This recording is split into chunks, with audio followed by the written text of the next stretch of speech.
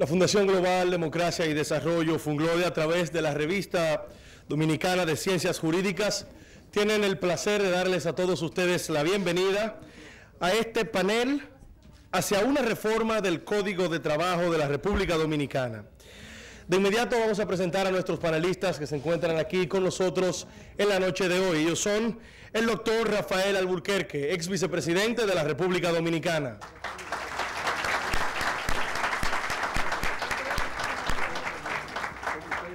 El doctor Hermógenes Acosta, experto constitucionalista y juez del Tribunal Constitucional de la República Dominicana.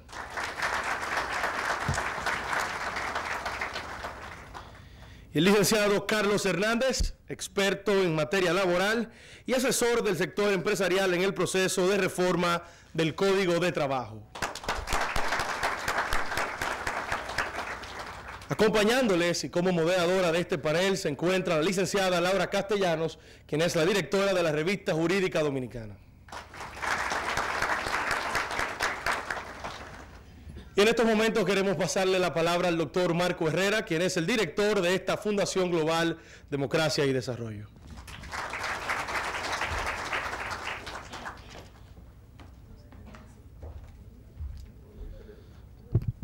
Muchas gracias. Buenas noches. Distinguido presidente de la Fundación Global Democracia y Desarrollo, expresidente de la República, doctor Leonel Fernández. Distinguida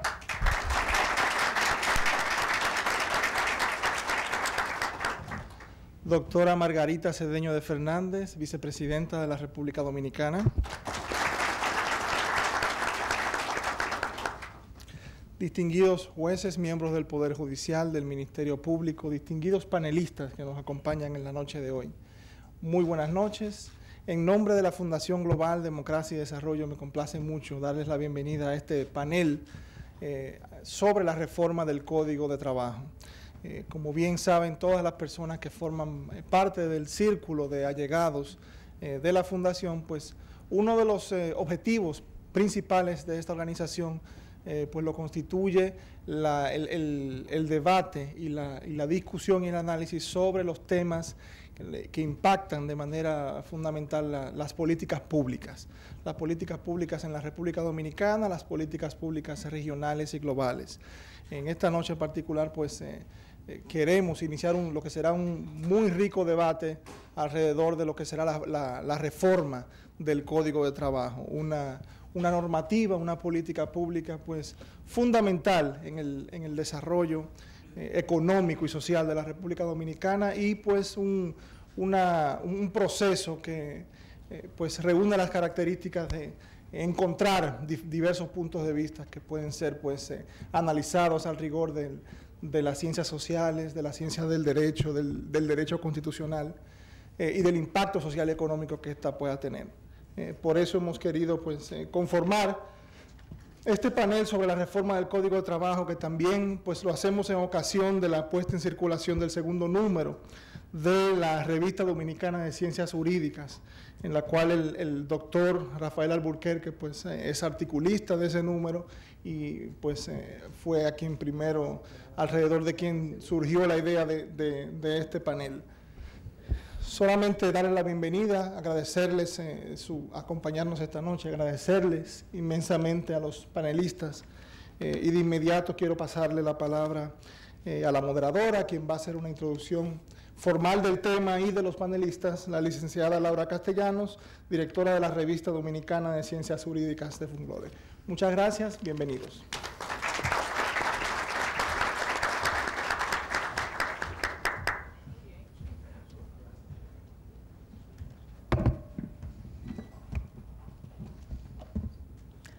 Muchísimas gracias al doctor Herrera. Muy buenas noches, presidente Fernández, presidente de la Fundación Global Democracia y Desarrollo, la señora vicepresidenta de la República, doña Margarita Cedeño de Fernández, y a todos nuestros distinguidos invitados que nos acompañan. Es un placer ver muchas caras importantes de la comunidad jurídica, de la vida institucional, de la sociedad civil, del sector sindical, del sector empresarial, sobre todo porque cuando se habla de un tema como la reforma del Código de Trabajo, estamos tocando un tema tan esencial para la vida institucional y la vida económica de la República Dominicana, que nadie puede verse o sentirse excluido del debate que se genera. Y ese es el motivo por el cual hemos querido abrir este espacio en la Fundación como una forma de poder dar a conocer el contenido que se ha estado discutiendo desde hace varios meses y que ya empieza a dar las primeras pinceladas de lo que será una eventual modificación del Código de Trabajo de la República Dominicana, pero sobre todo para que podamos también continuar en el ejercicio que ya se ha iniciado desde la misma comisión de tener las posiciones y de abrir los debates para que los distintos sectores puedan manifestar sus inquietudes. El proceso nuestro y viendo los antecedentes de esta reforma, tenemos que irnos hasta 1992, año en el cual el doctor Alburquerque no me deja mentir, se dio una tremenda lucha social en la República Dominicana que culminó en la aprobación del Código de Trabajo de nuestro país. Una lucha que sin dudas constituyó un primer momento en el cual muchos de los derechos sociales de los trabajadores lograron plasmarse por primera vez en nuestra legislación después de muchos años sin haber tenido un reconocimiento legislativo en nuestro país. Ahora, desde 1992, ha pasado bastante tiempo, han pasado más de 20 años y no solamente ha cambiado la vida individual, institucional y económica del país, sino que también ha cambiado nuestro marco legislativo. Desde el punto de vista de esos temas que tocan más de cerca el ámbito y el aspecto social del derecho del trabajo, se encuentra la implementación de la Ley de Seguridad Social. Primero su aprobación, la Ley 8701, que en el año 2000 logró ser aprobada, pero sobre todo su implementación que se dio varios años después y que permitió que finalmente se iniciaran varios de los aspectos que siguen en funcionamiento, por supuesto, al día de hoy del Sistema Dominicano de Seguridad Social. Ya de ahí tenemos un hito importante que desde la vida institucional del país tiene una serie de exigencias que el Código en su momento no pudo prever, o si lo pudo prever, no lo pudo hacer con la previsión suficiente o con la precisión suficiente en torno a las disposiciones que tendría esta ley. Pero posteriormente hemos tenido otros acontecimientos desde el punto de vista legislativo importantes. En el año 2010 se da la nueva Constitución de la República Dominicana, una Constitución que revaloriza la función social del trabajo desde el punto de vista de un Estado social y democrático de derecho, hasta el punto que en el mismo preámbulo de la Constitución se hace mención expresa de la importancia del trabajo como parte de la vida nacional. Y en ese orden me permito citar muy brevemente la declaración en el preámbulo de la Asamblea Nacional y solamente circunscribiéndome esa parte, nosotros, representantes del pueblo dominicano libre y democráticamente elegidos, reunidos en Asamblea Nacional Revisora, invocando el nombre de Dios, guiados por el ideario de nuestros padres de la patria, y resumo para caer en el punto que nos concierne, estimulados por el trabajo abnegado de nuestros hombres y mujeres. Desde el mismo preámbulo de la Constitución, los asambleístas están atribuyéndole su justo valor al trabajo como una función social y como un elemento indispensable de la vida institucional, de la vida económica del país. Y con esta Constitución, que por demás también amplía significativamente los elementos del derecho de trabajo que tienen rango constitucional, con un muy ampliado artículo 62 que tiene componentes muchísimos más amplios y que no voy a profundizar porque precisamente tendremos la oportunidad de escucharlo del magistrado Hermógenes Acosta, ya quedamos con un marco constitucional distinto en materia de trabajo, definitivamente mejorado, y donde nos queda la inquietud de si efectivamente nuestro marco legislativo, específicamente el Código de Trabajo, responde a todas las inquietudes planteadas a nivel del nuevo texto constitucional. Pero los retos legislativos del Código de Trabajo no terminan ahí. En el año 2012, De hecho, la primera ley promulgada en el año 2012 se tiene la Estrategia Nacional de Desarrollo, la Ley 1-12, en la cual, entre tantos elementos, por supuesto, está incluido el trabajo como un tema fundamental, no solamente a nivel de los ejes y de los objetivos generales, sino con líneas de acción muy específicas, entre las cuales se incluye la discusión que República Dominicana está teniendo en este momento. Recordando un poco los ejes de la Estrategia Nacional de Desarrollo, son 4 ejes, de los cuales en este tema en particular nos conciernen 2 de manera directa. El segundo eje, que procura una sociedad con igualdad de derechos y oportunidades, y el tercer eje, que procura una economía sostenible, integradora y competitiva. En ambos ejes, el trabajo está presente y la forma de abordarlo ha sido distinta dependiendo si se trata de una visión social, como el caso del segundo eje, o de una visión económica, como en el caso del tercer eje. Y de hecho, los objetivos generales en cada uno de ellos también se trazan de forma distinta por esa dualidad social y económica que tiene el trabajo. En el caso de la naturaleza social, encontramos que el Objetivo General 3.3 de la Estrategia Nacional de Desarrollo manda a trabajar en torno a una competitividad de innovación en un ambiente favorable a la cooperación y a la responsabilidad social. Pero todavía mucho más directo respecto a este tema es el objetivo específico 3.3.2, que llama a consolidar el clima de paz laboral para apoyar la generación de empleo decente. Se trata de un mandato legislativo expreso que a su vez se traduce en una línea de acción muy concreta, que es la que se está implementando en el día de hoy.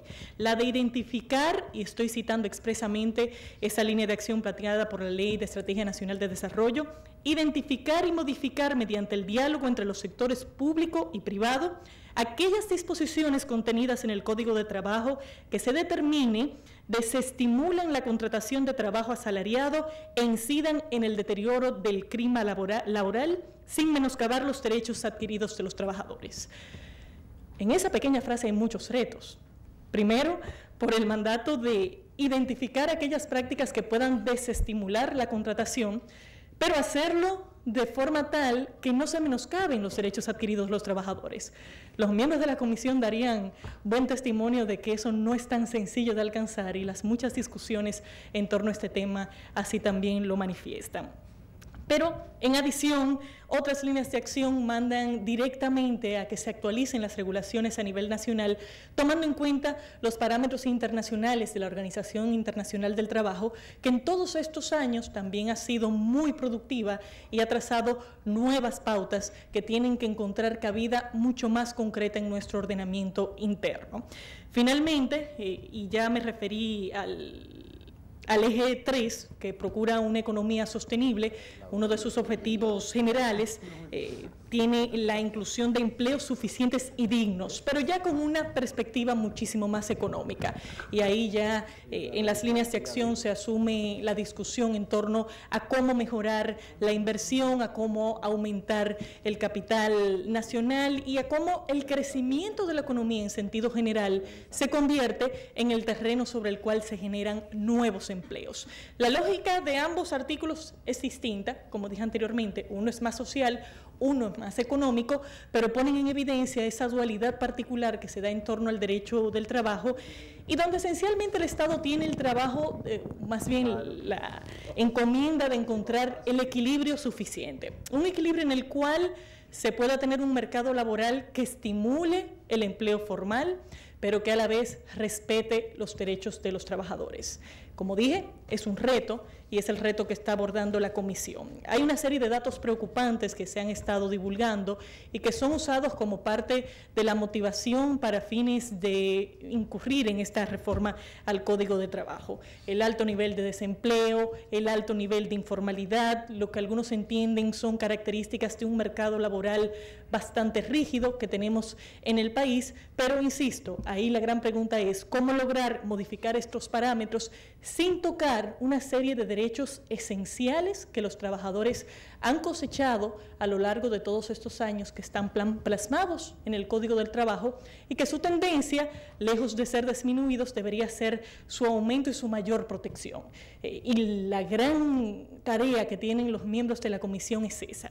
La comisión surge básicamente por un decreto del presidente Danilo Medina, que mediante su decreto 286-13, el pasado 22 de octubre del 2013, establece primero la necesidad de iniciar una discusión en torno a un nuevo Código de Trabajo, más bien a una reforma de nuestro actual Código de Trabajo, y para eso designa 6 comisionados, los cuales tienen algún tipo de vinculación con los 3 sectores preponderantes dentro de este tema: el sector sindical o de los empleados, el sector empleador y el sector público como el Estado como gran regulador. Los integrantes son José Darío Suárez, Joaquín Luciano, Marisol Vicens, Manuel Adriano, Jeffrey Lizardo y José Vicente.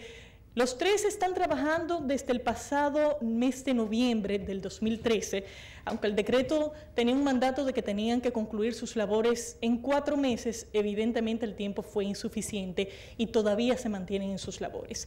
De hecho, se supone que a finales de este mes de mayo, al cual le quedan apenas unos días, ellos estarán presentando los resultados definitivos de un proceso largo de consultas, pero sobre todo de un trabajo de propuestas que han sido plasmados sobre el mismo código en base a una serie de metodologías que fue aprobado por la misma comisión. La comisión estableció un reglamento interno donde a través del voto de 4 de 6 miembros se podía aprobar una de las propuestas siempre y cuando dentro de esos 4 miembros hubiera por lo menos un representante de cada sector, dígase, o del sector empleador, o del sector de empleados, o del sector público. Por ese motivo, y cuando ustedes puedan ver el texto, que recomiendo que para que profundicen lo puedan buscar, se encuentra disponible en la página de internet de la comisión, en el website del Ministerio de Trabajo. Ahí ustedes van a ver que hay propuestas que se mantienen en disenso a pesar de contar con 4 votos a favor. Y el motivo es esencialmente que falta un representante de uno de los sectores, en la inmensa mayoría de los casos del sector sindical, que por supuesto es uno de los que ha encontrado mayores sensibilidades en las discusiones que se han dado en torno a este tema. La comisión tiene el reto adicional de que el gobierno ha dejado claro que solamente va a permitir una reforma que se realice por consenso, dígase que las simples mayorías en este proceso de votación a lo interno de la comisión no son suficientes y que por supuesto hay que preservar el derecho adquirido de los trabajadores como mismo plantea la Ley de Estrategia Nacional de Desarrollo. Ese es el gran reto y hoy tendremos la oportunidad de ver este tema desde 3 perspectivas que son esenciales para esta discusión. En primer orden, ¿qué hizo la Constitución del 2010 en cuanto a lo que incorpora en materia de derecho laboral en el artículo 62 o incluso a nivel de su mismo preámbulo o de sus principios generales como el establecimiento del Estado Social y Democrático del Derecho?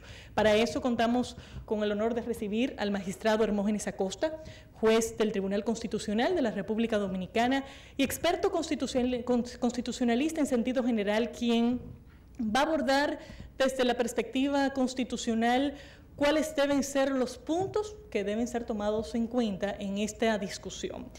Más adelante vamos a recibir al doctor Carlos Hernández, quien es un laboralista de larga data y que en este proceso ha fungido como asesor del sector empresarial. En consecuencia, ha tenido junto a todo el equipo del sector empresarial la ardua tarea de lograr trasladar a las propuestas de modificación las preocupaciones esencialmente económicas que tiene el sector privado con relación a este tema.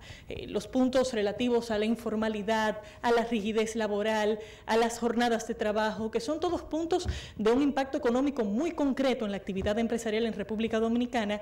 Y bueno, parte del trabajo del doctor Hernández ha sido lograr trasladar a las propuestas del sector privado puntos que evidentemente tienen un impacto que no es solamente jurídico, sino que buscan objetivos ulteriores como la generación de mayor empleo en el país. Y finalmente vamos a contar con la intervención del doctor Rafael Alburquerque, cuyo insumo en este acto es fundamental, primero porque el doctor Alburquerque tuvo la oportunidad de discutir ampliamente el tema de la reforma en el el 1992, y ya dejaré que él, si lo permite, de forma anecdótica, nos cuente un poco al principio de ese importante rol.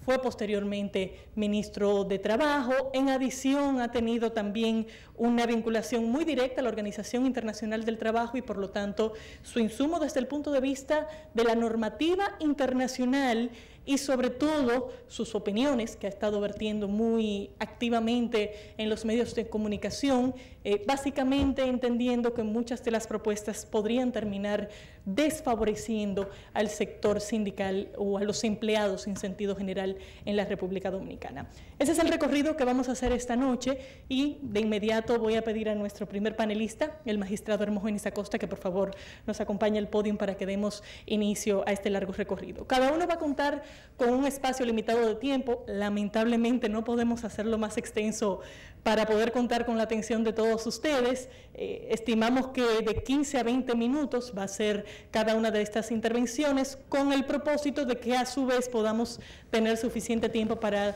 dar espacio a preguntas, respuestas y comentarios de parte del público, que yo sé que van a estar a la orden del día. Así que le damos la bienvenida al magistrado Hermógenes Acosta.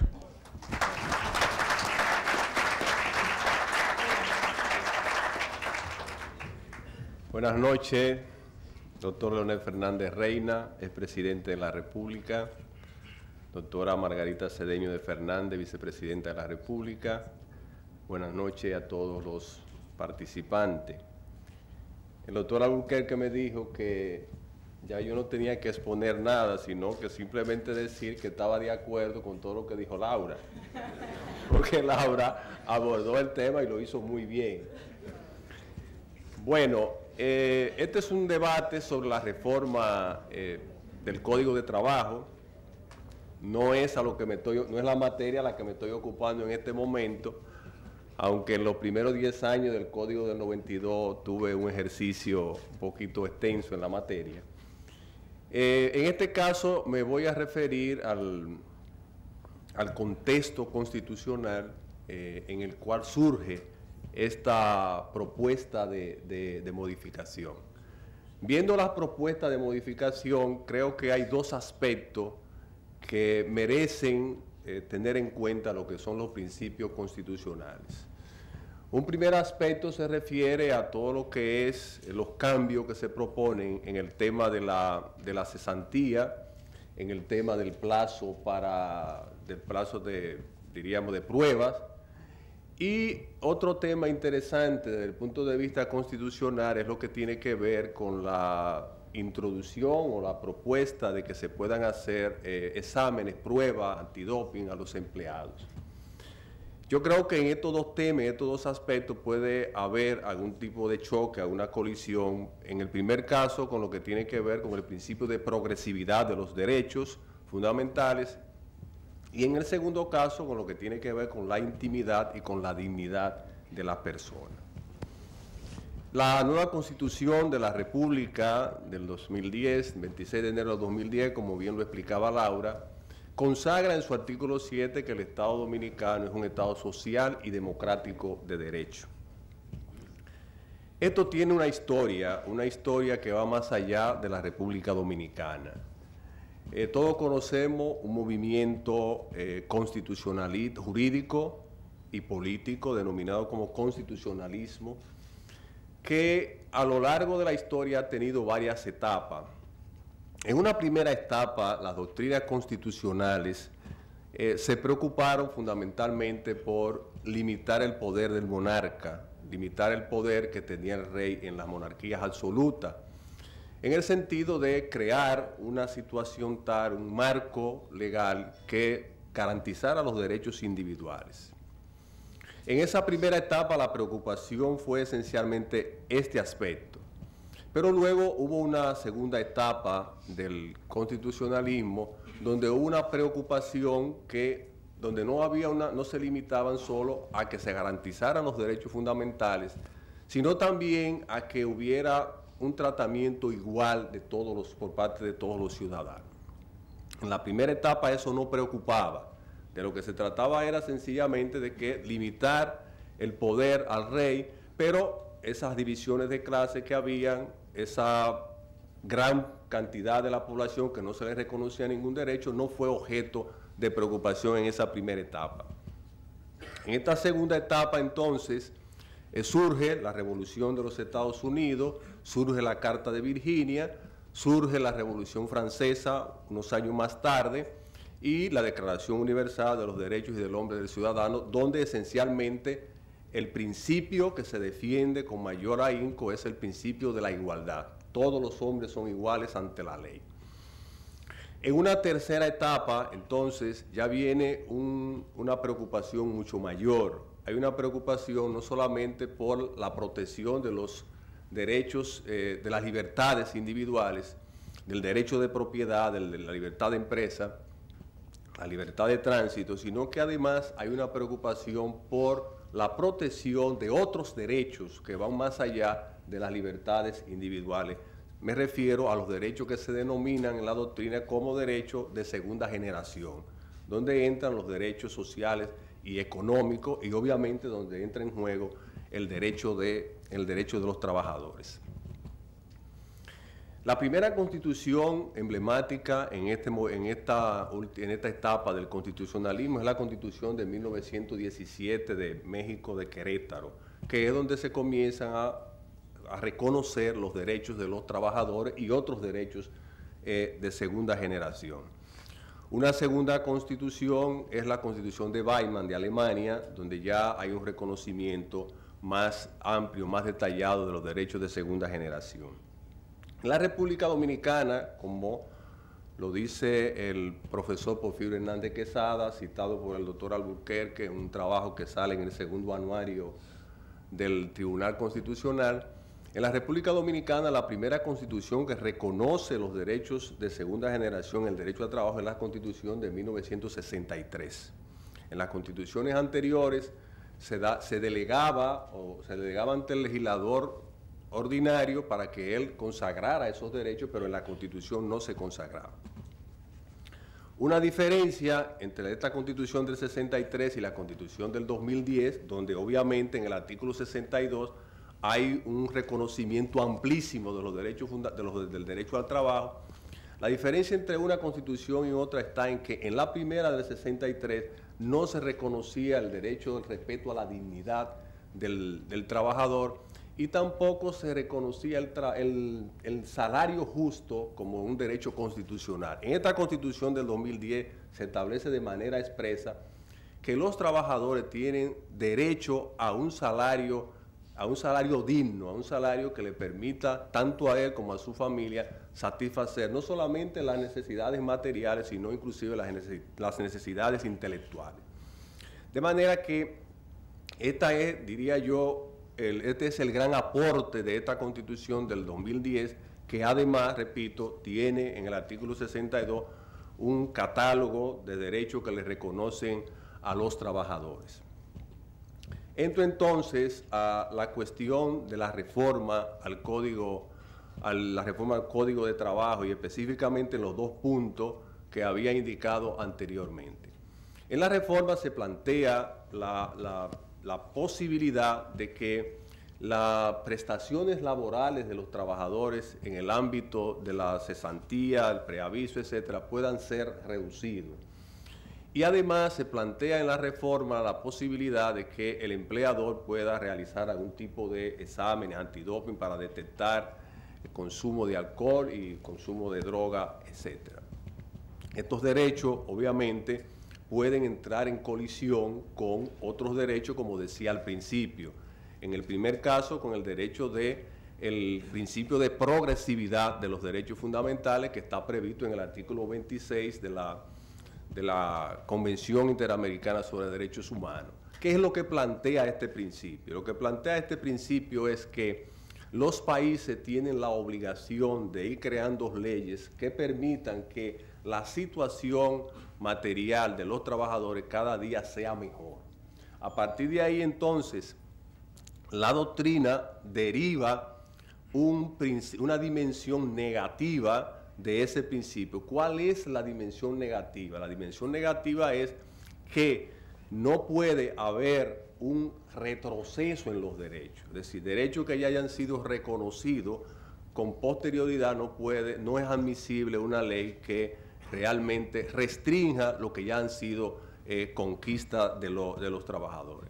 En el segundo caso, que es mucho más delicado, porque realmente ahí hay una colisión de derechos en lo que tiene que ver con esas prerrogativas que evidentemente debe reconocerse al trabajador, al empleador, en el sentido de que pueda adoptar las medidas que realmente hagan que su empresa pueda funcionar adecuadamente, que haya un rendimiento adecuado, y en ese orden entonces se plantea la posibilidad de que se puedan realizar exámenes antidoping en relación a los trabajadores. El problema que se presenta ahí, que dependiendo de cómo se implemente esos exámenes, puede haber una violación a lo que es la dignidad y a lo que es la dignidad de la persona y la intimidad de la persona. Para la solución de esta última cuestión no hay, diríamos, una única regla, ni hay una solución para todos los casos que se puedan presentar. Normalmente estas son situaciones que se resuelven de manera casuística. Puede ser que en algún caso esos exámenes puedan ser necesarios, puedan ser útiles y puedan entonces ser admisibles desde el punto de vista de lo que son estos derechos que he mencionado, pero pueden presentarse dependiendo de la forma en que estos exámenes se hagan y dependiendo también de las necesidades de la actividad que se realice.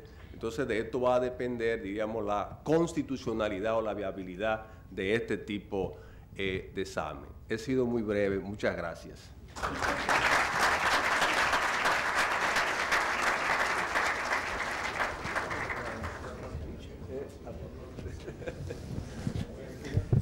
Muchísimas gracias al magistrado Acosta, que fue breve pero eficiente. Y sobre todo dócil en la solicitud de que podamos mantener las intervenciones contenidas para poder abrir un amplio espacio de preguntas y respuestas. Yo estoy segura, magistrado, que vamos a tener que escucharle nuevamente en ocasión a esos comentarios posteriores. Pero pasando al segundo aspecto que estaremos abordando en el día de hoy, vamos a recibir al doctor Carlos Hernández, que no solamente es un laboralista de mucha experiencia práctica, lo cual es importantísimo en una discusión como esta, sino que también ha estado en un proceso de discusión que, como dije anteriormente, va muy cercano con el mandato de la Ley de Estrategia Nacional de Desarrollo, que es el de lograr mayores niveles de inversión y un mercado laboral en condiciones tales que se pueda fomentar mayor inversión de capitales y que por lo tanto se pueda generar mayor crecimiento económico y en consecuencia también un menor desempleo en la República Dominicana. Ha tenido un trabajo muy intenso de la mano del sector empleador en este proceso y en la noche de hoy nos va a complacer escuchar tanto sus posiciones técnicas como algunas sectoriales con relación a la propuesta que ha elaborado la comisión y que sigue en proceso de discusión, pero sin dudas con muchos de los temas que también hemos tenido la ocasión de discutir en los medios de comunicación. Así que recibimos al doctor Carlos Hernández.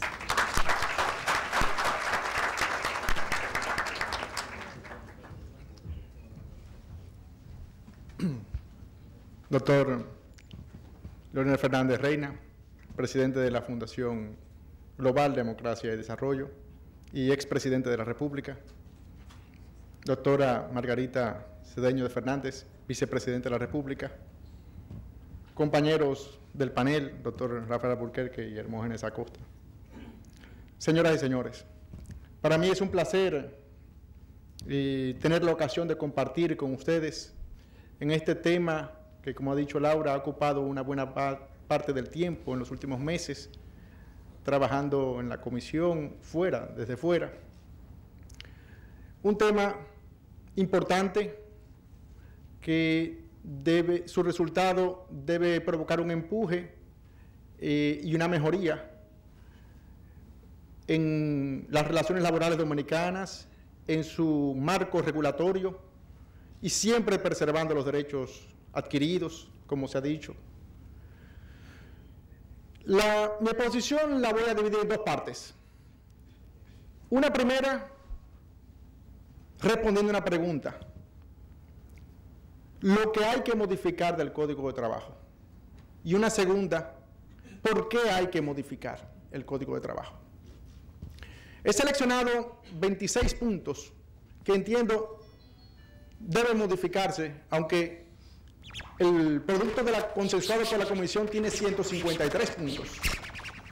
O sea que vamos a priorizar en esos 26 puntos. Y luego, en la segunda mitad, veremos algunos aspectos jurídicos, algunos aspectos económicos que envuelven el tema de la informalidad, la flexibilización y el diálogo y consenso. Vamos lo primero. Lo que hay que reformar en el Código de Trabajo. Siguiendo la estructura del Código, que en una primera parte tiene todo lo que tiene que ver con la contratación, es decir, el contrato de trabajo, los sujetos, la terminación del contrato, la jornada, el salario. Vamos a ver ese mismo índice del Código de Trabajo. Y luego pasar a la parte procesal, que es una de las más conflictivas, pero una de las que tiene más consenso, porque ha generado muchos aspectos, muchos problemas como los de los embargos, la ejecución de las sentencias, las ofertas reales de pago, los abogados, etc. Vamos con lo primero. El código necesita una mejora en lo que es la unificación de los registros y presentaciones que tienen que tener las empresas en relación a la contratación de personal, que reduzca costos, que simplifique, que elimine la burocracia, que aproveche la tecnología, la sistematización hoy vigente. ¿Qué tenemos hoy en día? Una planilla de personal que tiene que presentarse una vez a cada año. Una planilla de personal que tiene que presentarse los primeros 3 días de cada mes. Si hay contratación móvil o ocasional, otro formulario con otra planilla. Paralelamente, una nómina ante la TCS, la Tesorería de la Seguridad Social. Más paralelamente, reportes de retenciones ante la DGI, el Infotep. Todo esto, lo único que está unificado es el Infotep y la TCS. Entonces, y encima de eso, los auditores internos normalmente tienen su nómina interna. No por evasión, sino porque se sienten cómodos, porque van más a tono con el medio, la tecnología en el sector privado. Entonces, hay toda una complejidad que a quien más arropa es al pequeño, a las MIPYMES, pequeñas y medianas empresas. Forza a la gente, a las empresas a tener un gerente de recursos humanos, un auditor, un asesor legal, etcétera, etcétera. El código requiere una modificación en ese sentido. 2. Hay que darle vida a la contratación de trabajo por tiempo determinado, que se ha convertido en letra muerta. Todo desemboca en el contrato de trabajo por tiempo indefinido, que es el más costoso. Entonces, tenemos una legislación que entre sus artículos 26 al 33 te dice que tenemos un contrato de temporada anual a la disposición, un contrato estacional de la industria azucarera, un contrato por cierto tiempo, un contrato para necesidades urgentes y específicas, y ninguno de ellos tiene realidad fáctica. Todos desembocan. Me faltó el contrato para obra o servicio determinado. Todos terminan por una rigidez de la norma o por una interpretación u otra, desembocan en el contrato por tiempo indefinido. Y tenemos esa legislación, esa parte, que existe en todas partes, pero aquí se convierte en inefectiva. Hay que reformar esto. 3. La suspensión del contrato y las nuevas obligaciones derivadas de la Ley 8701 de la Seguridad Social. Hoy en día hay algo parecido a lo que expliqué en el primer punto. Hay una serie de formalidades. El código te dice, por un lado, durante la suspensión no cesan las obligaciones, no hay que pagar salario. Pero por otro lado, está el subsidio de enfermedad común, el subsidio de maternidad. ¿Hay que mantener afiliada a la persona o no hay que mantenerla? ¿Hay que cotizar o no hay que cotizar? Hay una serie de vacíos o incongruencias, dificultades más bien, que se dan en las empresas y sobre todo en las pequeñas se ven más afectadas en este punto. Hay que conciliar esto en la norma y en la práctica.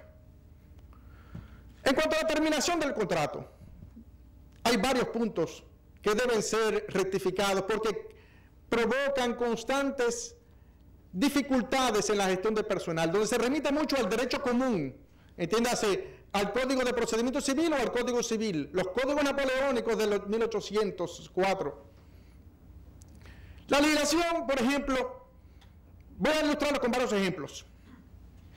De acuerdo con la jurisprudencia constante, el contrato de trabajo termina cuando la contraparte se entera de la terminación del contrato. Es decir, tiene que haber una entrega, pero si la persona abandona, no basta comunicar al Ministerio de Trabajo que abandonó. Eso no produce la terminación del contrato, tiene que entregarse a él, pero él abandonó. Entonces, una empresa tiene que recurrir a un abogado, tiene que el abogado a un acto alguacil. No aparece el individuo porque está de difícil localización, un barrio, el campo, tiene entonces que el procedimiento de domicilio conocido. Finalmente, o sea, todo porque se remite al derecho común. En lo que yo voy a exponer, voy a dar varios ejemplos cómo el Código de Trabajo va remitiendo mucho al derecho común. Es decir, a disposiciones que no encajan con la realidad de la empresa. Sobre todo cuando forza a la empresa, aún la grande, a tener que asumir costos adicionales. La comunicación del despido, de la dimisión, del desahucio, están sujetas a un riguroso plazo de 48 horas, que de no cumplirse convierten en injustificadas dichas terminaciones de contrato. ¿Cuántas no son las pequeñas empresas que ignoran ese plazo? Que porque no tienen los recursos para tener una asesoría adecuada, sufren la obligación de tener que pagar condenas cuantiosas. Son plazos rígidos que deben ser extendidos. En la propuesta que está en la comisión, esos plazos fueron extendidos a 3 días hábiles. Las dimisiones sorpresas son otro problema. Hay jurisprudencias que han distorsionado las cosas. Por ejemplo, aquella de que basta solo con que se comunique al Ministerio de Trabajo la dimisión. Pero sí, ¿cómo va a ser que entonces 2 meses después la empresa se entera que ha dimitido el individuo cuando le llega la demanda?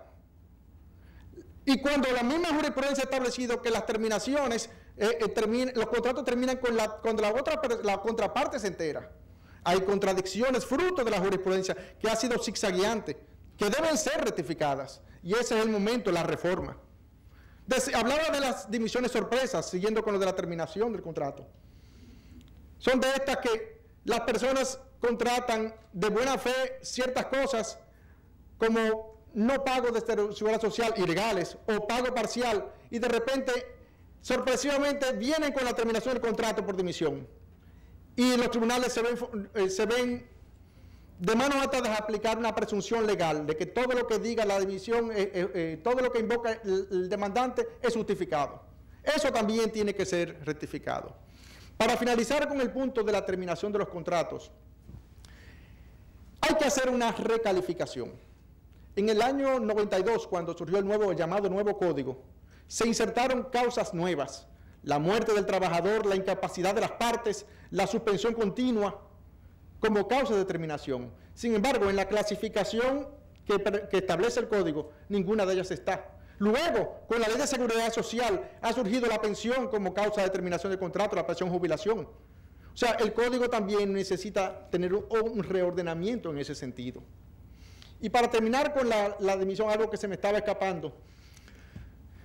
No puede ser que una terminación esté sujeta a comunicaciones por acto del alguacil dependientes de un abogado. Hay que un poco tratar de despojar a la empresa del costo que representa todo eso y de esas formalidades que remiten al derecho común, permitiéndosele que pueda hacer todo vía administrativa. Por ejemplo, comunicándole al domicilio, al Ministerio de Trabajo o al domicilio registrado en el Ministerio de Trabajo.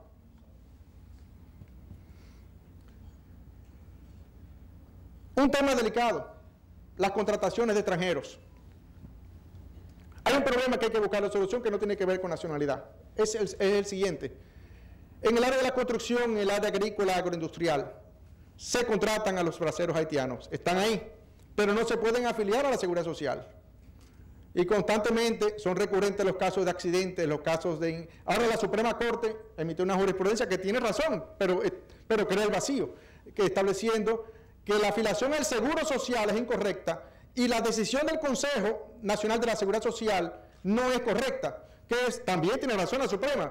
El Consejo Nacional de la Seguridad Social emitió esa resolución en el 2007 buscando una solución salomónica a la situación, permitiendo que a los extranjeros se les pudiera mantener en el seguro social.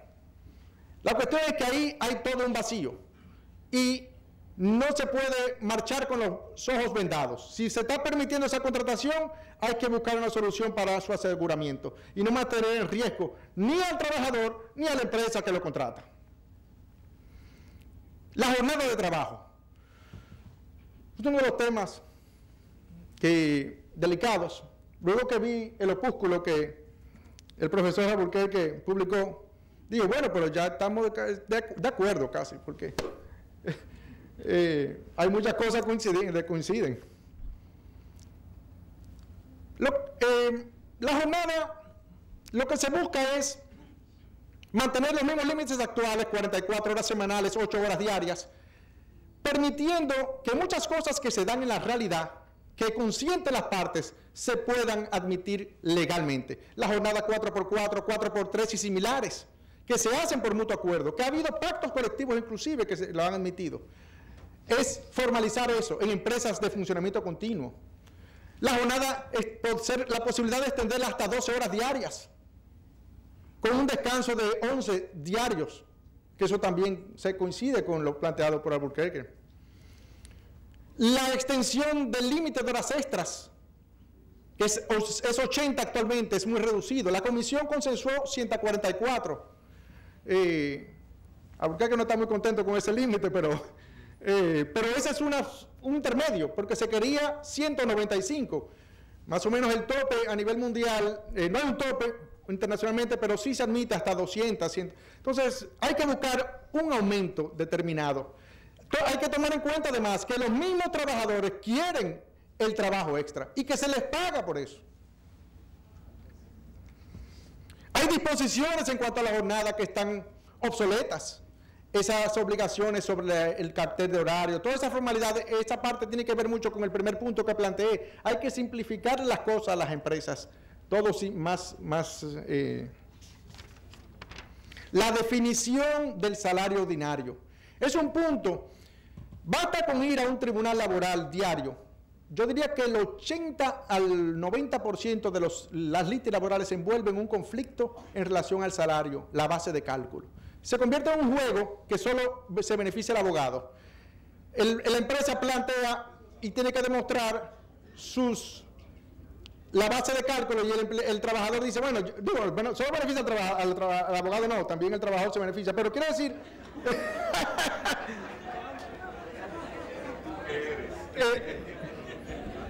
el abogado se ocupa, eso se parece a la oferta real, el abogado se ocupa de decir, mira, falló porque no incluyó la base de cálculo esto, ya, y ahí ganó, porque este tema de la oferta del salario ordinario hay que verlo junto con el de los ofrecimientos reales de pago y el artículo 86. Fíjense, hay un artículo que ya es famoso, el artículo 86, que es aquel que establece que hay que pagar dentro de los 10 días las prestaciones laborales, y si no se paga comienza a correr un recargo diario. En ese punto es necesario incorporar jurisprudencias que han permitido escaparse de la rigidez de los ofrecimientos reales del derecho común, sujetos a los regímenes de nulidad que dice el Código Civil. Entonces, que permite y valida el ofrecimiento por una carta, por conciliación, por acto de alguacil, que permite la proporcionalidad de los pagados. ¿Por qué? Porque aquí voy a hablar de los colegas.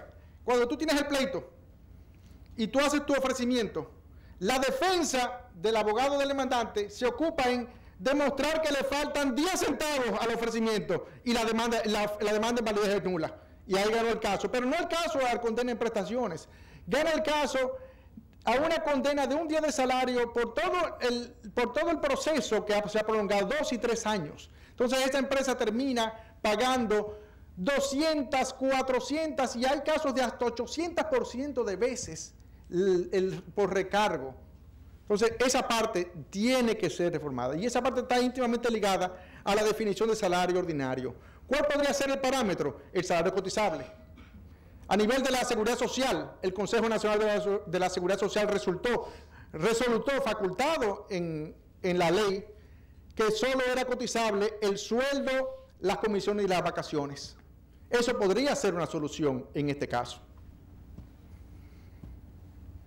Los mandatos y el pago del salario, la posibilidad de hacer pagos por transferencia bancaria. Bueno, esa parte ya la Suprema Corte acaba de emitir una jurisprudencia que valida, tomando en cuenta observaciones de la Comisión de Expertos de la OIT, los pagos por transferencia bancaria.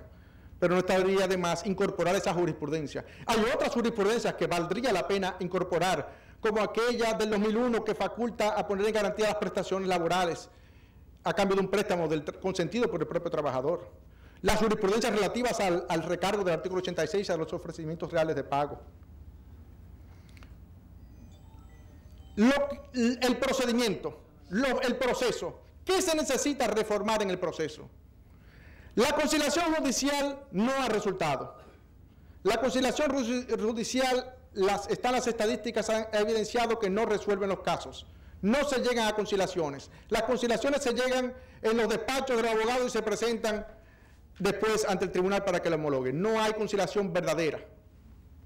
Se debate si debe ser conciliación administrativa o judicial, pero ya eso es un debate. Hay mucha división, hay mucha realidad, hay muchos pros y muchos contras con relación a ese tema, porque realmente la conciliación administrativa tiene sus bondades, pero tiene sus bemoles, y se puede decir lo mismo de la judicial. Pero sí se podría buscar un híbrido, una mezcla de las dos. Las notificaciones en el aire, las notificaciones de demandas. Hay muchas cosas en el procedimiento que se distorsionan. La demanda en materia laboral se puede depositar y se puede dejar congelada ahí. Y luego, un año después, le llega la demanda a la empresa.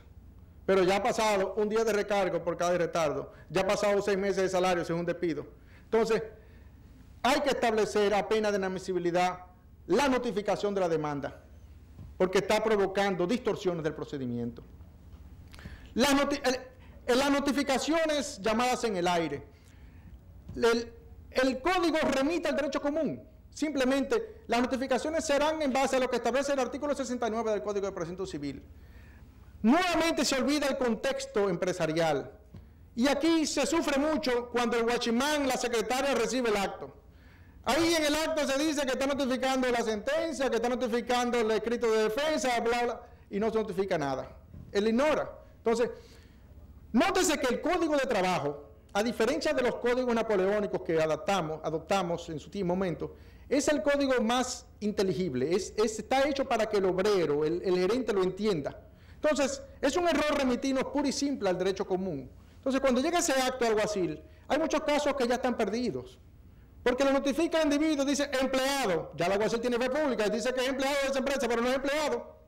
Entonces, hay que empeñarse en esa parte y buscarle soluciones, porque de otro modo se están generando condenas impropias, personas con la utilización del IO. A veces vemos como, bueno, vimos un caso famoso, creo que el historiador Balcarce, que le llegó a su casa la demanda, y ahí decía que el alguacil decía que él lo recibió. O sea que hay que buscarle soluciones en eso de las notificaciones. La comparecencia personal del trabajador. El código tiene un procedimiento que permite que un abogado pueda representar 20 personas de obreros, por ejemplo, a veces inidentificables, de esos 20, 5 dominicanos y 15 haitianos.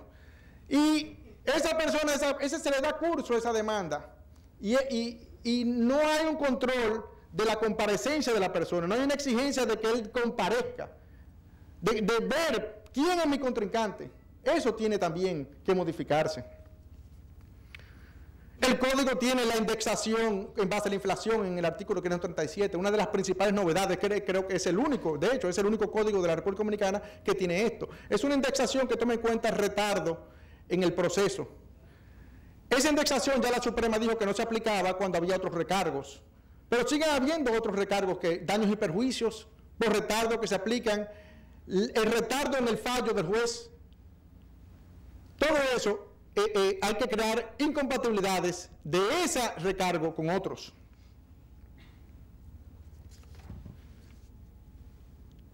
Los embargos. Los embargos, bueno, muchos los hemos visto en la prensa, en la televisión.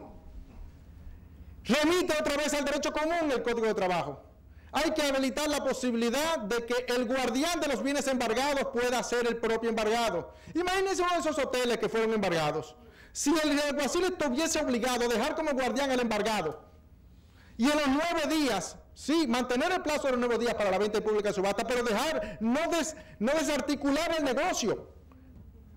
Entonces, esa obligación hay que ponerla. El procedimiento previo que creó la resolución de la Procuradora de la República, Domínguez Brito, en el año 2005, que el Tribunal Constitucional la declaró inconstitucional por otro factor que no era por su contenido y que todavía sigue vigente hasta julio del 2015, vale la pena incorporar ese procedimiento previo al proceso de los embargos, porque hay que tomar en cuenta que la empresa genera empleo, que la empresa tiene a otros empleados y que por un crédito no se puede poner en riesgo todo lo restante.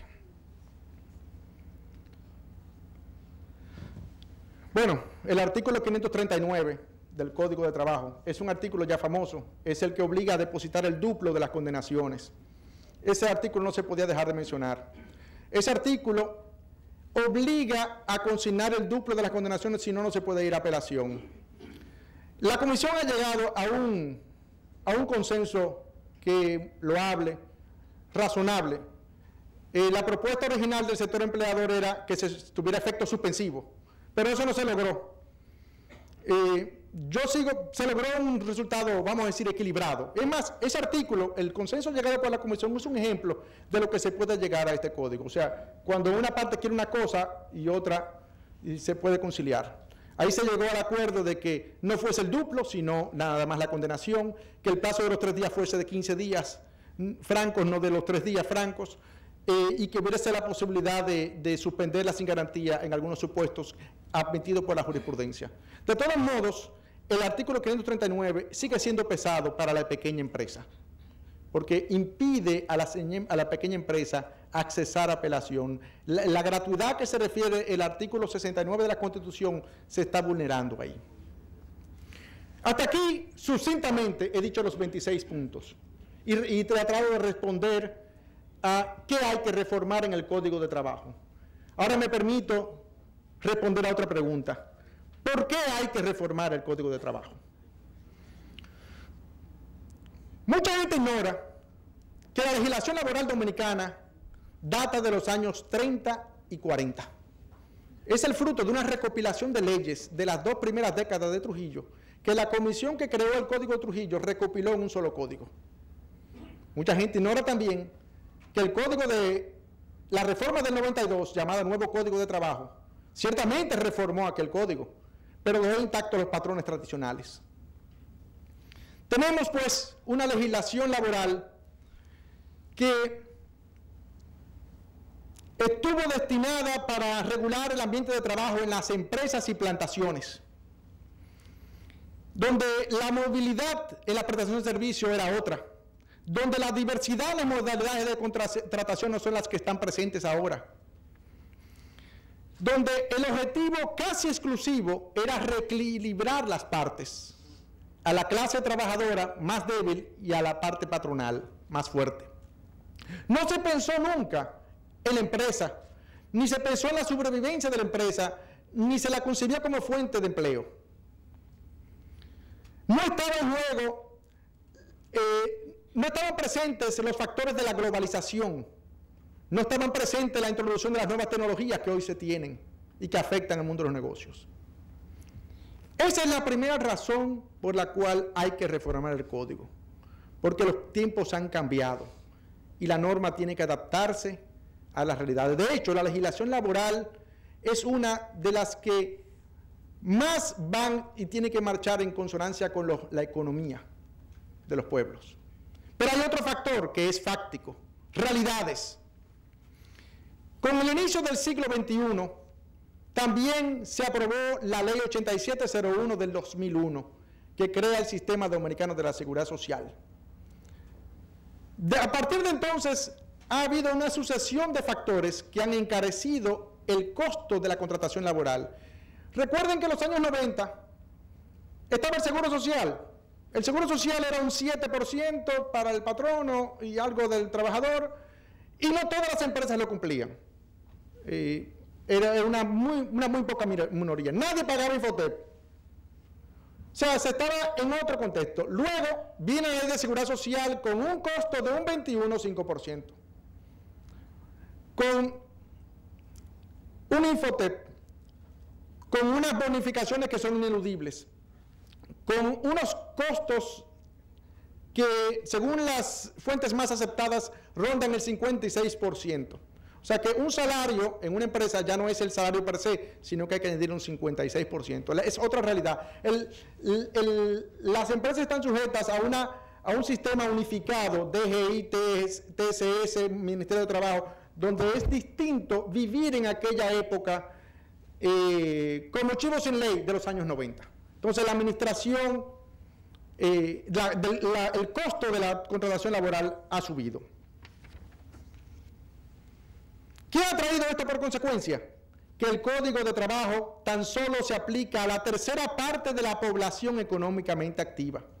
Conforme a las fuentes más aceptadas, un 4,6% pertenece al sector público, 57% está en la informalidad, 7%, de acuerdo al nuevo sistema de medición de desempleo que se publicó hoy, el Banco Central, se encuentra en el desempleo, de modo que 31,40% se encuentra regulado bajo la protección del Código de Trabajo. Estas cifras nos revelan que no se ha logrado ni se está consiguiendo el propósito fundamental que se tuvo cuando se creó la legislación laboral hace ya más de 70 años, regular y proteger el trabajo humano en el sector privado. Es el momento de repensar el código. Ahora que hay una comisión creada, nos encontramos en el preciso y justo momento de cuestionarnos: ¿qué no está marchando bien? ¿Qué cambios, mejorías y adaptaciones deben efectuarse a fin de que el Código de Trabajo alcance y llegue a más trabajadores dominicanos? Y junto con esas interrogantes, hay que caer en la cuenta de que el mayor empleador dominicano son las MIPYMES y que el Código le queda grande. ¿Cuántos son los pequeños negocios, minimarkets, colmados, talleres, salones de belleza, car wash, que debido a lo costoso y lo riesgoso que les resulta formalizar a un empleado, optan por la contratación informal fuera de la TCS del Ministerio de Trabajo? Sus costos, formalidades, rigurosos plazos, remisiones al anticuado derecho común requieren que el negocio tenga que tener gerentes, contadores, abogados y todo un personal solo para el cumplimiento de la ley respecto a la contratación, cosa que no está al alcance de las MIPYMES. Las MIPYMES, por si no lo sabían, no tienen de facto el derecho a la apelación. Para apelar hay que buscarse una fianza de una compañía de seguro, y la fianza de la compañía de seguro no se la dan que a los grandes. O hay que consignar el duplo de la condenación. En las vistas públicas que celebró la Comisión de Reforma, hubo una en San Pedro de Macorís, otra en Santiago, otra en Barahona y dos aquí. Hubo una dueña de salón. Hubo varios testimonios muy interesantes, los dueños de colmados, pero el sueño del salón en Santiago fue muy ilustrativa. Ella dijo: mira, yo después de cierto momento abrí un negocio, cogí un préstamo y ya con el negocio montado me vino una demanda. Finalmente tuve que pagar casi 2 millones de pesos. El negocio se me vino casi abajo. Bueno, tuve que empezar y ahí me di cuenta del pasivo laboral que tenía yo, porque tenía como 10 más. O sea, el pequeño negocio, que es el 78,2% del total de las empresas dominicanas, de acuerdo con la TSS, o sea, menos de 5 empleados son ese grupo. El código le crea unas condiciones que no les impide o los conduce a la informalidad. Para concluir, tenemos como sociedad sindicalistas, organizaciones empresariales, gobierno y especialistas en la materia, que saber apreciar el momento en que nos encontramos y saber abordar la necesidad de una reforma laboral como un asunto del país, pensando en convertir a la República Dominicana en una nación más competitiva. En términos de derecho laboral y de la economía del trabajo, nos encontramos en la época del empleo. Basta con observar que durante los últimos años las principales reformas laborales, por no decir todas, que se han introducido en otros países han tenido por prioridad la generación del empleo, pero del empleo formal y digno. No estamos en la época de la confrontación entre el proletariado y el patrono, por allá por el siglo XIX. Estamos en la época del diálogo y la concertación. Y solo una tercera parte de la población económicamente activa está amparada por la legislación laboral y goza de protección social. Entonces hay que concluir que la legislación laboral dominicana, concebida hace ya 70 años, no está cumpliendo su cometido. Hay que modificarla. Muchas gracias. Muchísimas gracias al licenciado Hernández, que bueno, desde los comentarios del público ya se siente el interés que ha causado su intervención y no es para menos. Muchos años de ejercicio en los tribunales, además de que si existiera la clasificación sería un laboralista de cuna, porque es hijo del maestro del derecho laboral Lupe Hernández Rueda. Así que muchísimas gracias, Carlos Hernández, por su intervención. Y bueno, finalmente tenemos la participación del doctor Alburquerque, que como dije ha hecho pública su posición sobre algunos de los puntos, pero como invitación del mismo Carlos Hernández ahora se va a referir a tantos otros que no hemos tenido la ocasión de escucharle. Y tengo también que admitir que pequé de una omisión importante previamente cuando lo introduje, porque el doctor Alburquerque, además del Código de Trabajo, además de todo su involucramiento con la OIT, también tuvo un rol muy importante con la implementación del Seguro Familiar de Salud en República Dominicana, en la Ley de Seguridad Social que cerca del 2007 pues tuvo la ocasión de ser el coordinador de una gran mesa de conflictos que no permitían la entrada en funcionamiento del Seguro Familiar de Salud y que bueno, bajo su dirección desde esa posición finalmente se pudo implementar en uno de los gobiernos del presidente Fernández. De esta forma damos la bienvenida nuevamente al doctor Alburquerque para que procedamos a escuchar la última intervención de la noche.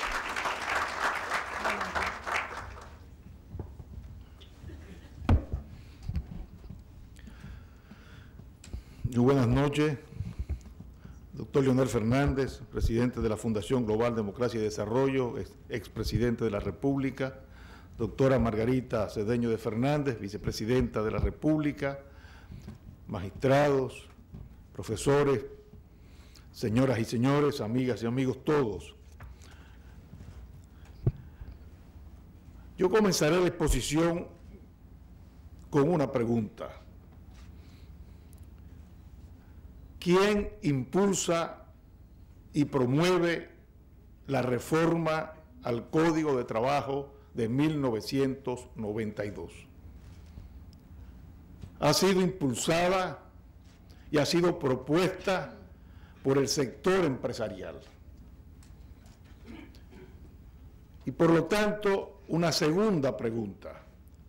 ¿Cuál es el fundamento para promover e impulsar esa reforma del Código de Trabajo? Ya Carlos se ha adelantado un poco, pero quiero retomar el tema. ¿Cuál es el fundamento, las razones para modificar el Código del 92 según el sector empresarial? El razonamiento original fue que el Código de Trabajo de 1992 genera desempleo en la República Dominicana. ¿Cuáles son las estadísticas que maneja el Banco Central de la República Dominicana? En 1990, el desempleo ampliado en el país se situaba en un 20% y el Código de Trabajo se aprueba en 1992.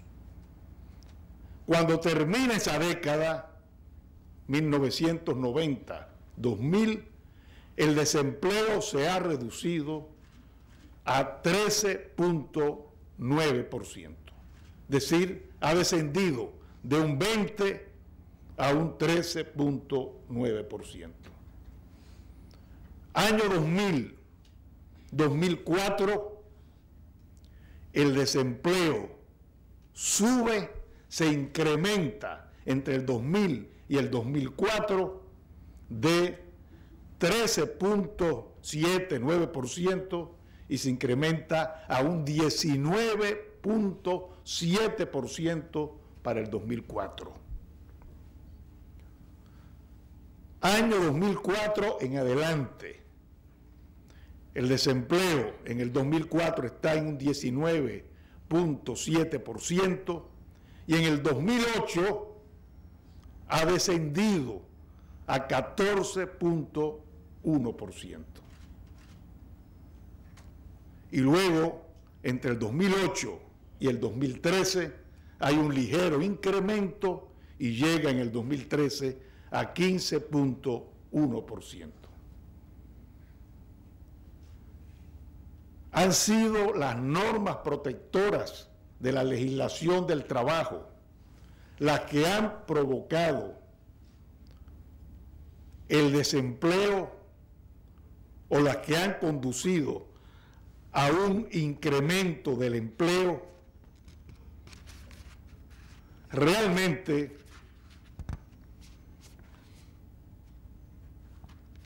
si nosotros examinamos las estadísticas que maneja el Banco Central de la República Dominicana, nos vamos a dar cuenta de que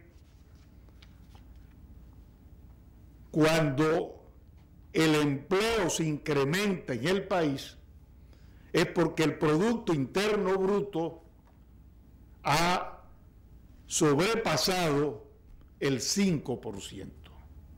Y que cuando no llega a ese 5%, entonces sencillamente se incrementa el desempleo. Efectivamente, del 2004 al 2008, ¿por qué aumenta el desempleo?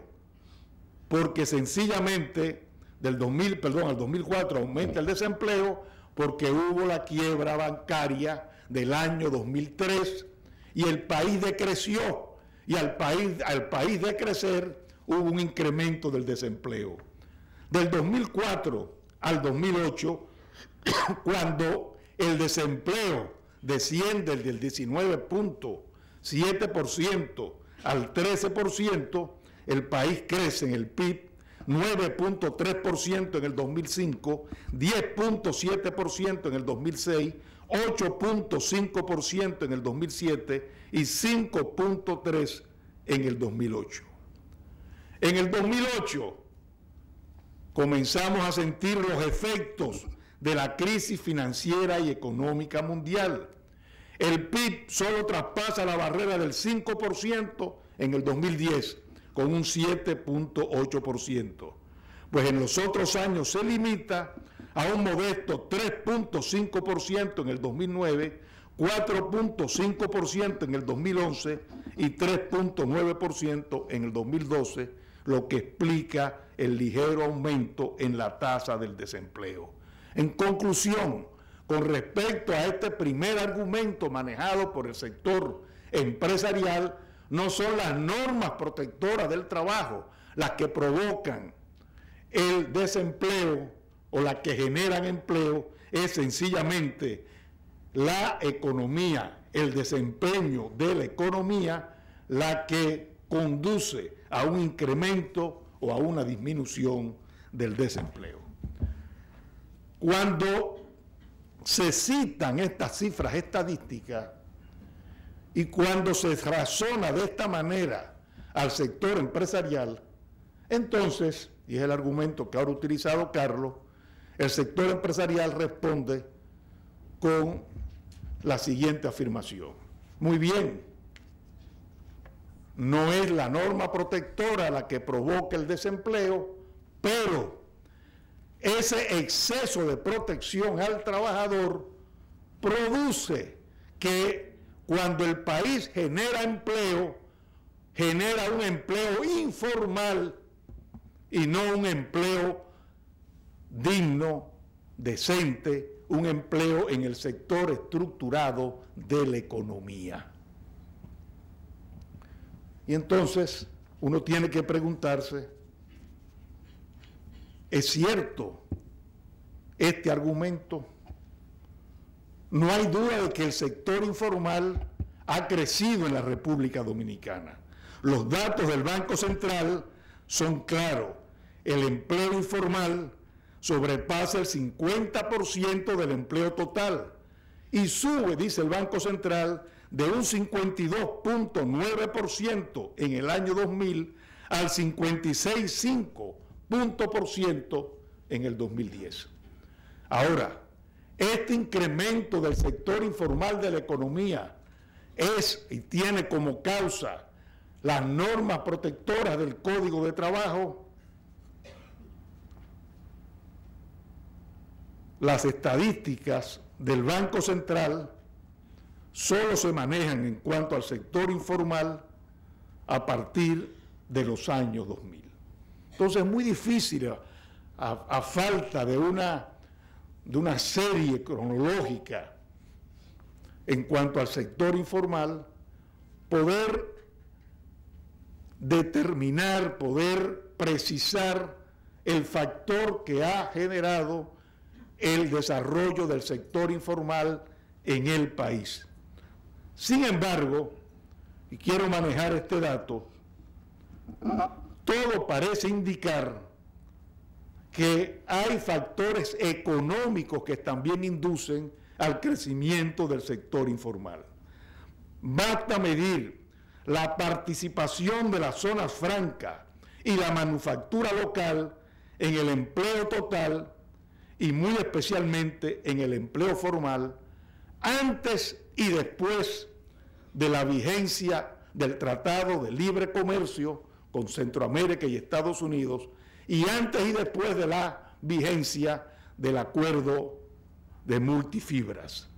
Pues bien, esta participación antes del DERECAFTA se situaba en el año 2000 en más de un 20% y un 30% respectivamente. Pero para el año 2009, es decir, 2 años después de iniciarse la vigencia del DERECAFTA, la primera descendió al 17.15% del empleo formal y la segunda al 10.55% del empleo total. En tan solo 3 años, del 2007 al 2009, es decir, a partir del DERECAFTA, 2007 al 2009, se destruyeron 114.008 empleos formales. No es que estemos en contra de la apertura comercial. Aquí la pregunta sería si el aparato productivo industrial de la nación estaba preparado para hacer frente a la apertura comercial. Y hoy, que se avecina una extensión de la apertura a partir del 2015, oímos al sector empresarial reclamar protección y solicitar que haya medidas de salvaguarda para proteger sus empresas. Entonces, es el Código de Trabajo el factor que provoca el incremento del sector informal, o ha sido sencillamente pérdida en el sector productivo de la nación, pérdida de cierres de empresas y por tal razón pérdida de empleo por el hecho de no haber estado preparado para hacer frente al Tratado de Libre Comercio.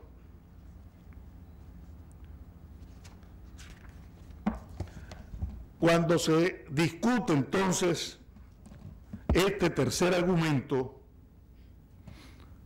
se llega a la conclusión de que estamos ya en un momento en que posiblemente habría que hablar de la necesidad de un cambio del modelo económico. Ese modelo económico hasta ahora se ha sustentado en una política que ha mantenido altas tasas de interés y un crédito que le huye a la producción, la ausencia de una verdadera política industrial y de desarrollo productivo, la ineficacia de la diplomacia comercial, los problemas eléctricos que suponen enormes costos para producir y emplear, y una estructura tributaria que ha impuesto indeseables anticipos y rentas mínimas presuntas insoportables para las pymes, para los pequeños negocios. El Código de Trabajo o el modelo económico que ya se agota. Y frente a este argumento, el empresariado entonces arguye que, y lo ha dicho Carlos, que ya no es la época del año 92, que estamos en una época de globalización, que estamos en una época de competitividad y que los costos que suponen no solamente el Código de Trabajo, sino también la seguridad social, sencillamente nos sacan de competencia frente a los países centroamericanos. Y eso explica, lógicamente, el que necesitemos modificar el Código de Trabajo, ya no para generar empleo, porque al fin y al cabo, el empresariado, cuando se le argumenta en esta forma, tiene entonces que ir a este tercer argumento, porque estoy seguro que está consciente que lo que produce y genera empleo es el hecho de que gracias al desarrollo de la economía pueden ellos expandir su empresa. Como dice Joseph Stiglitz en uno de sus últimos libros, la flexibilidad, la disminución de las normas de protección nunca van a conducir a una generación de empleo, ni a una generación de empleo formal, porque lo que conduce a una generación de empleo, y específicamente de empleo formal, dice Stiglitz, es que la empresa puede expandirse. Y una empresa puede expandirse cuando hay demanda de bienes y de servicios. De manera que si no hay demanda de bienes y servicios, el empresario no va a tener necesidad ni va a querer expandir su empresa. A mí me decía un dirigente obrero que no ha leído Stiglitz, me decía, mire doctor, si una empresa tiene tres trabajadores porque necesita esos 3 trabajadores, usted podrá tener todas las leyes laborales del mundo y no va a despedir a uno para tener 2, porque necesita 3. Y si necesita solamente 2, porque eso es lo que produce y vende, usted puede derogar el Código de Trabajo y no va a contratar un tercero, porque no necesita uno más. Entonces, el problema es de competitividad frente a los empresarios del sector. Y sin embargo, cuando se habla de la competitividad y de los costos mayores con Centroamérica, en un informe que leo del Fondo Monetario Internacional, establece que para 2011 el mayor de los salarios mínimos nacionales se fijaba en $231 al mes.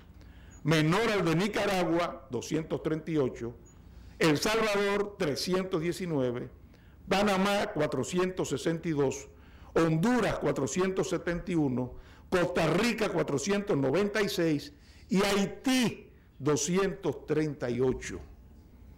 A partir de junio del 2013, el mayor de los salarios mínimos se ha elevado a 11.292 pesos dominicanos, o sea, $269 al mes. Todavía menor a El Salvador, Panamá, Honduras y Costa Rica. Pero más grave aún, el salario real, o sea, el poder adquisitivo de los trabajadores. Los estudios de la OIT muestran que el valor del salario mínimo real fue en el año 2010 7% menor que en el año 2000 y no ha avanzado al mismo tiempo, al mismo ritmo que en otros países de la región en donde se han experimentado ganancias reales.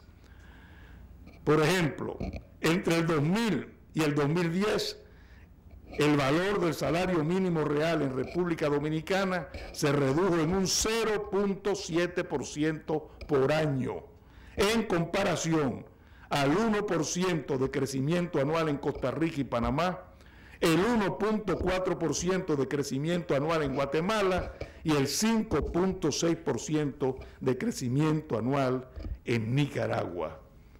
Y por esa razón, bueno, en ese estudio del Fondo Monetario Internacional, junto con la OIT, llegan a la conclusión de que las normas laborales en la República Dominicana no tienen esa rigidez que se quiere hacer aparentar para impedir realmente la contratación de trabajadores y que son otros factores más bien económicos los que inciden en el hecho de que si el país genera empleo es un empleo informal.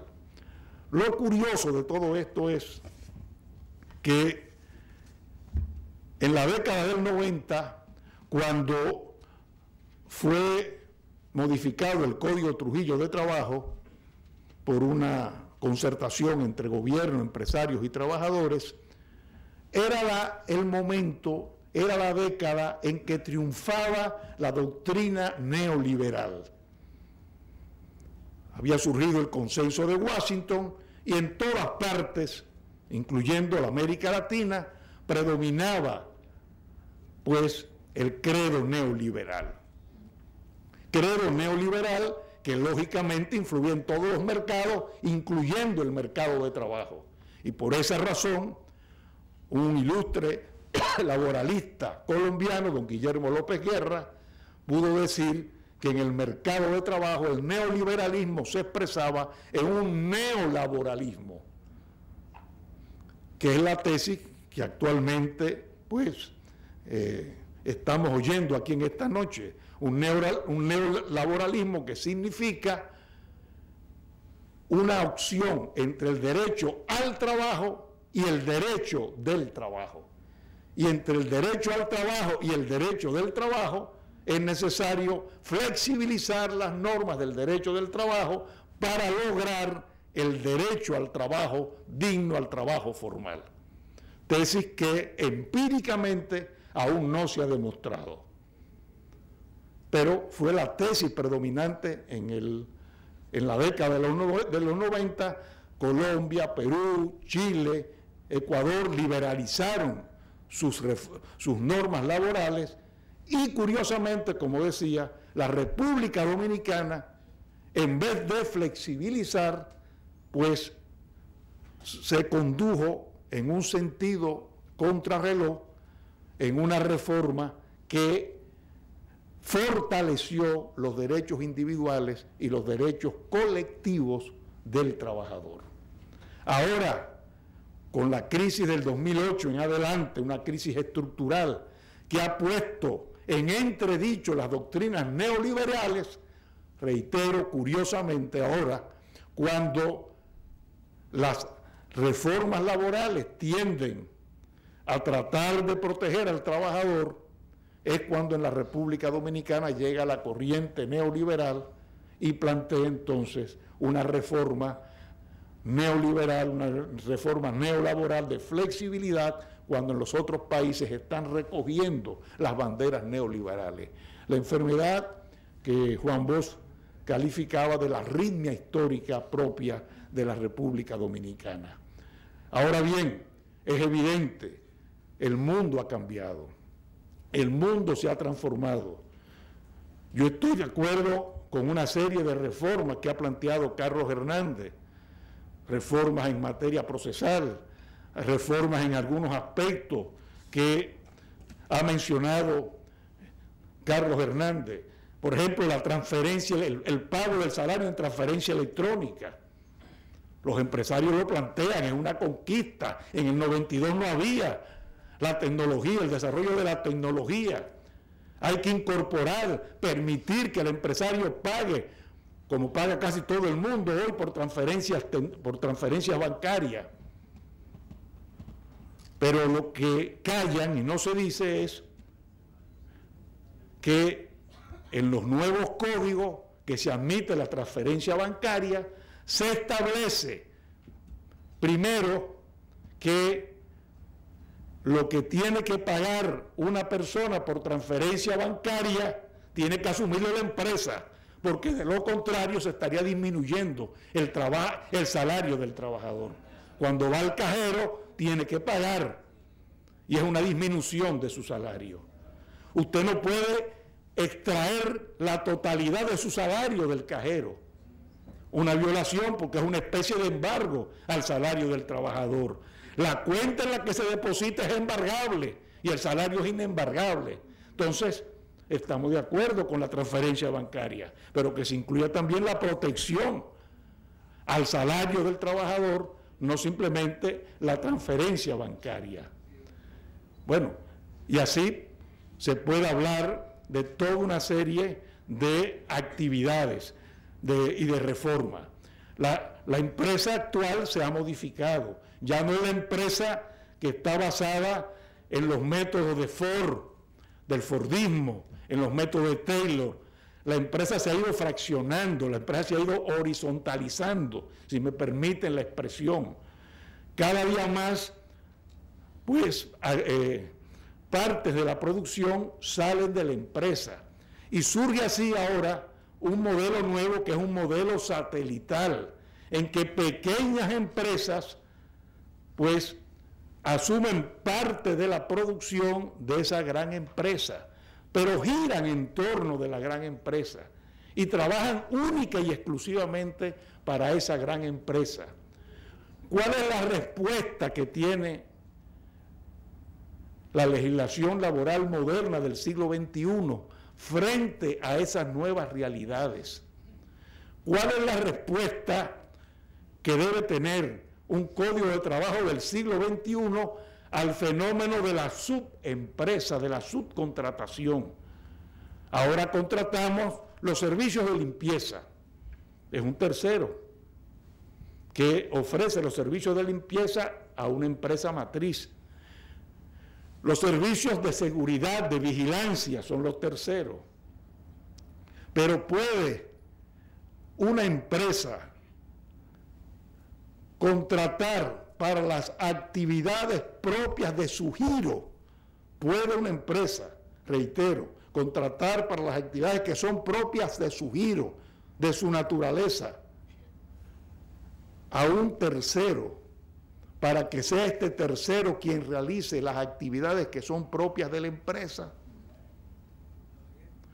Es posible admitir, por ejemplo, que en una entidad bancaria las cajeras propias de la función del banco no sean trabajadoras del banco, sino trabajadoras de un tercero, por supuesto, y un tercero ficticio que no les va a ofrecer las mismas garantías de protección y de salario que ofrece la entidad bancaria.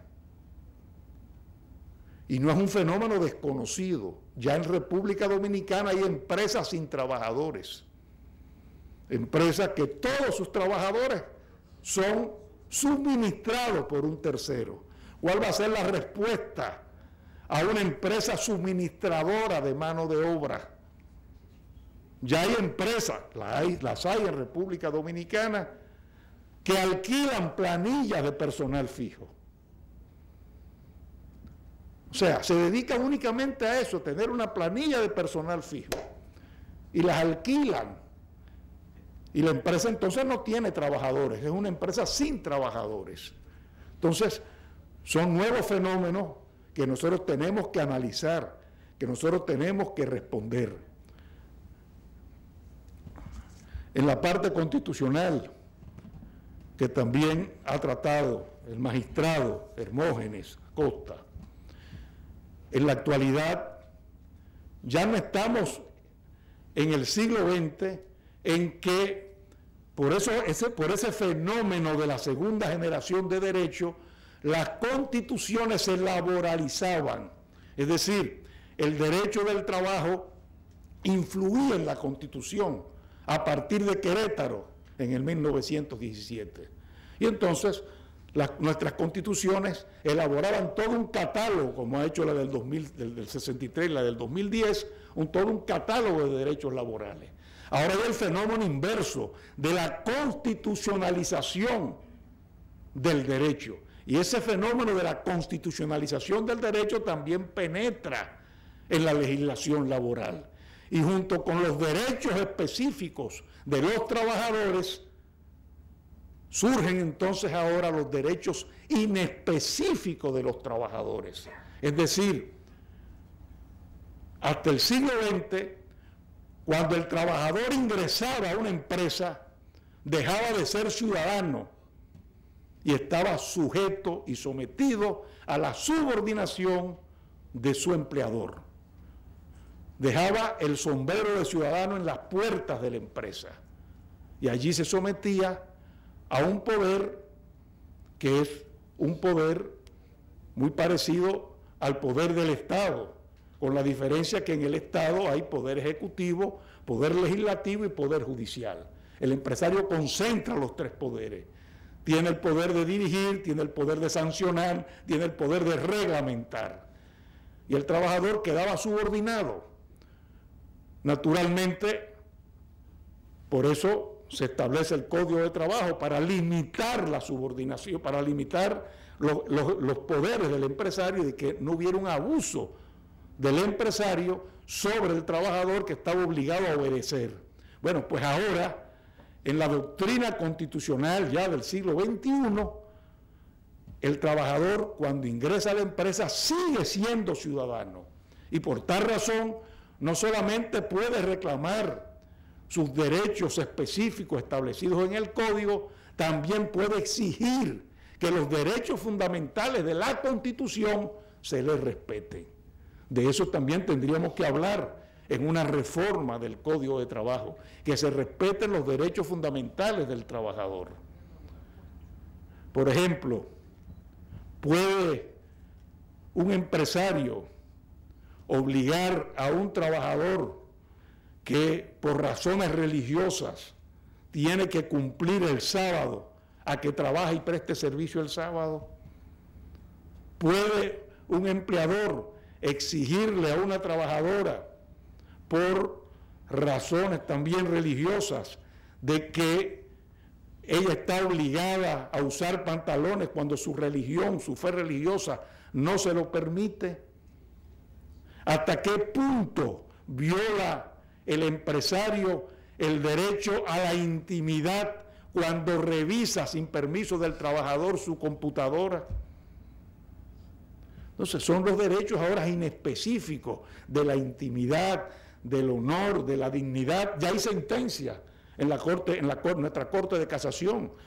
Por ejemplo, se considera contrario a la dignidad humana someter a un trabajador al polígrafo.